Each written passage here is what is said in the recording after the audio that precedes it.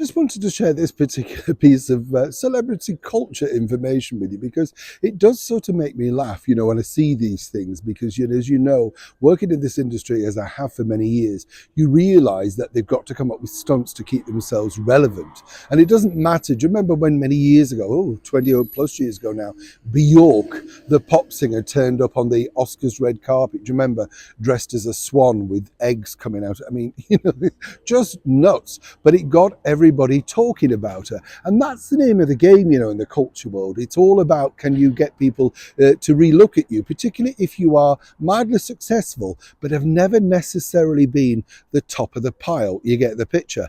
You've got to kind of think, well, what can I do? Now, this particular lady, I have to say, I've interviewed on a couple of occasions a former Bond girl, Rosamund Pike. Very pretty lady, very articulate. But of course, reaching a certain age in the world of Hollywood, an age where she's still working, but perhaps slightly slipping. So when you turn up at something like the Golden Globe Awards, you have to come up with something rather radical, because you're fighting against all these super skinny, perma-tanned young ladies who are now the thing that you were 20 years ago.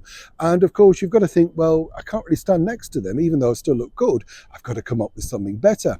So guess what? You see, Rosamund turned up at the Golden Globes Awards looking like this.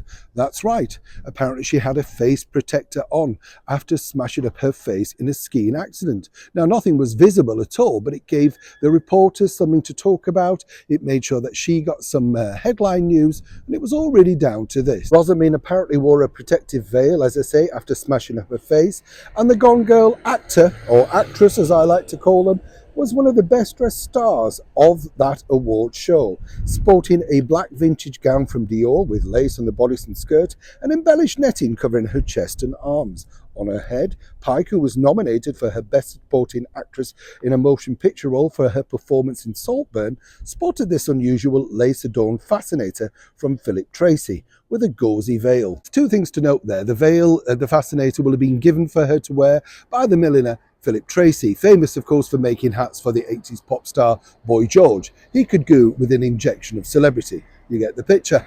And this, you see, sort of worked for Rosamund. But if you believe that her face was smashed up, look at the picture. She looks fine, maybe one or two scratches or whatever, but it's all about self-publicity. And this I remember from a woman who told me she didn't particularly like the media because they were intrusive. 20 years down the line, after first meeting her, they're desperate for the media to contact them and make sure that they put them on the front pages. So do you believe her story or not? What's your thoughts on this? I'd love to know. Neil Sean in the very heart of London.